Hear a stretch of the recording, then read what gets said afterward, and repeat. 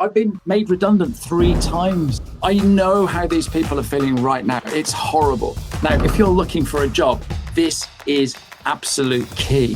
70% of people are looking at your profile on their mobile phone. Now, this is what most people end up just putting their job title, but it's more than that. Those are the key things with optimizing your profile. There might be a lot of people in tech companies at the moment that are nervous, not quite sure about where their role is going to be in the next couple of years or so. And so we wanted to start to put some content together to help people make sure they've got options and go from there. So Ashley, thank you so much for joining this morning. I really appreciate it, especially as it was at such last minute. All of these things are last minute though, aren't they?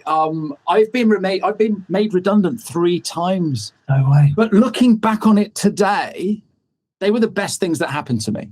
It gave me the kick up the bum to go and do something different. It gave me the opportunity to go and try something else. So I know how these people are feeling right now. It's horrible. But when you look back at it in the future, you'll go, that was a good thing. But what can we do now, Lee? What can we do to help these people now? What I'd love to get from you, Ash, is what should people be thinking about on their LinkedIn profile? Because we've all got this fantastic free resource to develop our careers in whatever direction we want to go. So what can people do to make the best of this resource? Right. So the first thing, you need to optimize your profile. So you need to make sure that it looks decent. Okay. Is your photo up to date? All right. Are you looking at the camera and smiling? Who would you trust out of these 4 people? Yeah. And that's the thing. I'd like to think you'd choose number 4, because what we've got to do, our photos will get us 21% more views. Okay. So smile, be open, make sure you're filling that screen, okay? And if you put a color behind you, you pop out of the screen. People turn around to me and they say, Ash, you're all over LinkedIn. I don't think I am. I think people recognize my brand, yeah? So that is absolutely key. What I'll do is I'll give you all of the links, Lee, because I've got a video on YouTube, how to boss your photo. Great. So that's the thing that you need to do.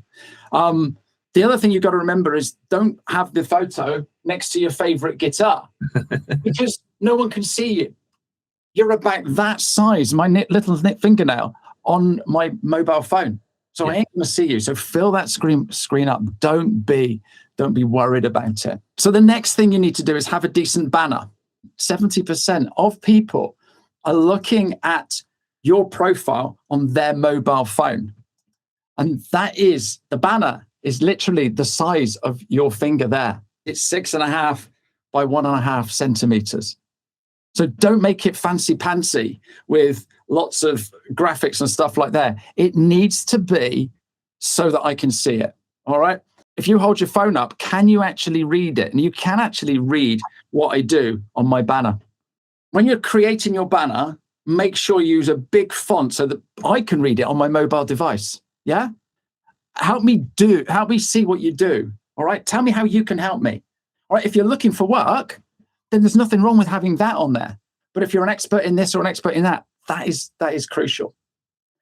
Make sure that you don't put anything in those 2 circles. So the green one is on the desktop and the yellow one is on the mobile phone, because it cuts it off. It just looks schoolboy error.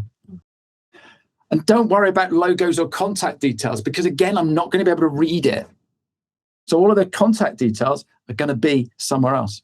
Now, again, on my YouTube channel, there is a video on how to do your banner, and I'll give you all the links so that people can go through all of these. So it sounds like just mobile first. As with most marketing, right? You've got to think about the audience and how they're going to see things. It seems like a massive thing. Absolutely. So the next bit that is important is your headline. Now, this is what most people end up just putting their job title. Okay. But it's more than that. It's more than that. I was just talking to a guy this morning and we're talking about him becoming a unicorn.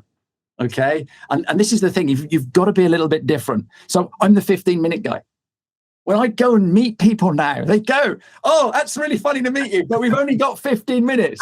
or do you really last 15 minutes? It's just so funny. But people click on my profile because they see that 15-minute guy and they go, oh, that's interesting. And they click on it. It's curiosity. Yep. Yeah. If I called myself owner at Full Cup Coaching, what does that mean? All right. If you Google Full Cup, all right, you're going to come up with bras and lingerie. Right? So I don't do that. Okay. If I put business coach and LinkedIn trainer on my headline, who's going to hit it? Nobody. We don't want a coach or a LinkedIn trainer. But because I put 15-minute guy, people are going, oh, wow, that's different. So yeah, put something in there that makes you stand out, makes you a little bit different, makes you a little bit curious. Those are the key things with optimizing your profile. Your about section wants to speak to other people. Okay. So what sort of things do you do? So on my profile, so if you go and have a look at my profile, you'll get an idea of what to do and how to set it up. But if you're looking for a role, start putting some things that make you stand out. Okay. All of this stuff of having demonstrable ability of hitting targets and stuff like that, nobody's interested. Yeah. Be a little bit different.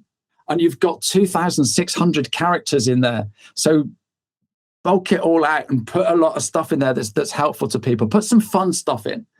Yeah. So go and have a look at my profile and that'll give you some ideas of what to do. I've even got steps in there. So step 1, step 2, step 3. It just makes a lot of sense. And the next thing you need to do is your CV part of your profile. Now, if you're looking for a job, this is absolute key. Now, mine is optimized for helping people with their LinkedIn. So what it's done is taken some of the skills that I've had at QuickBooks, right? We all know that at QuickBooks, I was selling QuickBooks licenses. But part of that job meant that I was helping accountants to understand the latest tech, change management, adapt and stuff like that. So I've pulled those bits out of my profile so that that's what I'm doing to people today. So I'm helping people with their LinkedIn because I'm good at helping people adapt. I'm good at change management. Yeah. Not because I hit my targets, not because I can sell a QuickBooks license. So it's pulling those things out and making it easy to read. People skim read. So bullet points. Okay. You can also go into your CV bit and put in videos. So go and add a couple of videos. If you've been involved with a corporate video, for example, then put that in there. Pick some of the skills that you're really good at. If you are good at doing video on LinkedIn, start doing some videos now so that people can see that. The first thing someone looks for when they're looking for a new hire is they go and check out what they're doing on social media. And if you're doing the right things on LinkedIn, you've got more chance of an interview than someone who's not doing anything on LinkedIn. So it's that sort of thing that you need to be thinking about. All of that stuff that you talked about earlier on, the demonstrable skills, hit targets and so on, everyone says that, so it doesn't make anything different. What I'm thinking is this someone I'd want to put in front of our customers? Are they going to have the impact and represent our brand in the way that I want them to? So if you're talking about your domain knowledge about how you help with the problems that you know my potential customers are going to have, that's a huge advantage. So yeah, really good point. Love that. Yeah, that's superb. And so I think that's enough for you to be going on with your LinkedIn profile. What you also need to be doing now is commenting on posts of the hiring managers, commenting on posts of people in that industry, in that company and stuff like that. It's trying to find them, trying to build up relationships. Okay. Go in and search who else is at that company. So if you go into the company, you can see all the employees. Mm-hmm. And when you click on all the employees, it might say that you know some of them. So if you know somebody at that organization, go in and strike up a conversation with them. Okay, go into the profile. There's a place in the profile that you can say that you're looking for work, and you end up with that little ring around you. That little ring around you also puts you out in front of recruiters. So if I'm a recruiter, I'm using the recruiter license, it's going to push those people to me first. Yeah, so it's those little things that you need to be doing. Perfect. And notice you've said commenting on posts before you've mentioned posting your own stuff, other than obviously videos in your CV. Is that which that's more important to comment on the right people's content rather than try and push your own out? Or like absolutely. Do put your own content out, please. Once a week is a good start. Twice a week is getting there. 3 times a week turns you into what they call a creator. Okay. But don't get hung up about it. What you need to do is be commenting, be visible. Now, in my training, I teach people about LinkedIn and get them to see it as a networking place to be. So, you go to a BNI or a networking event or something, you have breakfast, lunch, whatever. You go into the room, hi Leigh, how are you? And you have a little chat. You talk about the weather, you talk about the football, you talk about Gary Lineker or whatever else is going on in the world, right? You don't talk about business. You don't walk in there and say, right, I'm going to sell you some LinkedIn training. You start building up a relationship. And that's exactly what you should be doing on LinkedIn. You need to go in and comment on those posts. Okay. And comment on those posts of people that are doing stuff in your space. So yeah, why not comment on my posts? I've got an awful lot of accountants and bookkeepers and people within this space who follow me and see what I'm doing. So, and again, same with you. They should be commenting on your posts because it's that sort of stuff that people are seeing. So one of the things we said before we went live with this was, what would you do if you were made redundant? And so you talked about setting up on your own. Or maybe thinking outside the box, because every time I've been made redundant, I've thought outside the box, and it just opens up different doors. And it was many, many years ago, a colleague of mine when I was working at Digita said, why don't we set up ourselves and help advising accountants? Why not? Why not? If you've been working in a software provider for a number of years, you know what it's like to be an accountant. You know the struggles that they're having. So you could actually go and advise accountants things you could help them with their tech stack. You could help them with, change management. There's lots of different things. You might be good at LinkedIn. Why don't you develop that a little bit further and start being a LinkedIn specialist for accountants? Yeah, there's enough. There's 900 million people on LinkedIn. They all need a hand. Yeah, so there's lots of different things that you could do. The other thing that you could do is go and work at an accountancy practice as a salesperson, because they don't know how to sell. They don't have the proactive gene that you've got if you're a salesperson. So there are loads of opportunities out there. And if I can help, then please get in touch. Find all my free videos, free resources and stuff like that. I've got a free challenge that if you go in, it tells you what to do every single day. So it gives you some habits. And what happens is you will get a video every single day of me bouncing on the screen, doing all this sort of stuff, but every day for 5 days. Okay, it's all automated, so it doesn't cost me or to do anything. It really doesn't matter. And if you want to sign up again, you can follow it. Have it the next week. But if you do these set things every single day, it just gets you into a habit and gets you doing stuff on LinkedIn. I've built my whole business from what I'm doing on LinkedIn. I'm speaking at Accountex this year, all because of what I'm doing on LinkedIn.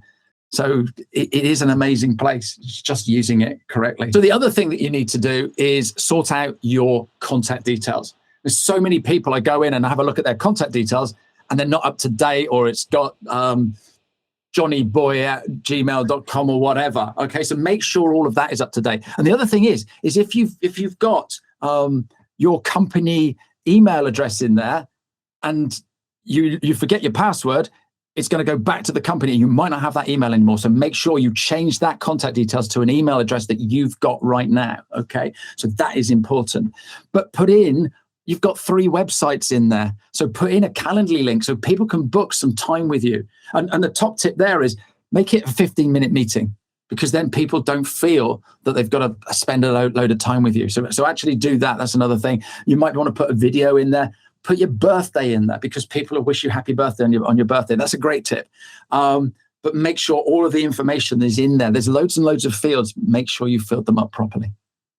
Perfect. That's fantastic. Wonderful advice there, Ashley. Thank you so much for your time. Really appreciate you spending the time with us today. I think there's absolute gold dust there for people to get on with. So thanks a lot, mate. No worries at all. Hey, you take care.